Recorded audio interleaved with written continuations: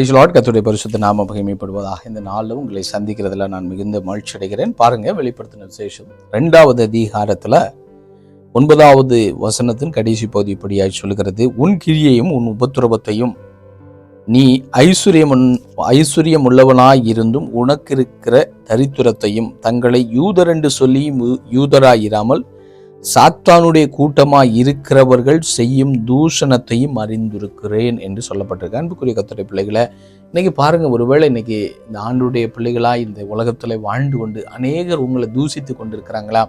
இயேசுவை அறிந்ததுனால, இயேசுக்காய் நீங்கள் வாழ்கிறதுனால உங்களை ஒருவேளை அநேகர் தூசிக்கலாம்.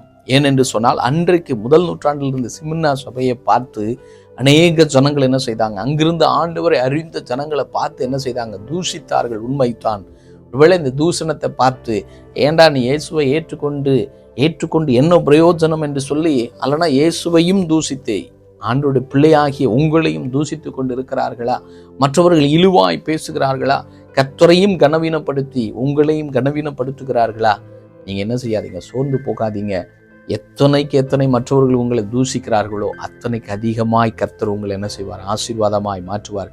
நேற்று 2 நாளைக்கு முன்னாடி என்னை பார்த்து ஒரு சகோதரர் சொன்னார், உன்னையும் இந்த உலகத்தில் இருக்கிற எல்லா கிறிஸ்தவர்களை கொண்டா மட்டும்தான் இந்த உலகம் நல்லா இருக்கும் அப்படின்னு சொல்லி சொன்னாப்புல. இப்போ நான் மனசில் நினச்சேன், ஆண்டவரே, நாங்கள் தான் இந்த உலகத்துக்கு உப்பாக இருக்கிறோம்.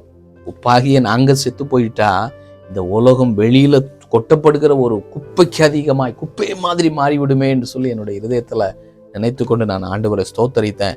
நீங்கள் கிறிஸ்தவனாக இருப்பதனால் அநேகர் தூஷிக்கலாம், கவலைப்படாதீங்க. கடைசி காலம் நாம் ஆண்டவருக்கு சாட்சியாய் நிற்போம். ஆண்டவரை உலகமெங்கும் நாம் அறிவிப்போம். இயேசு சீக்கிரமாய் வரப்போகிறார். ஆமேன், ஆமேன்.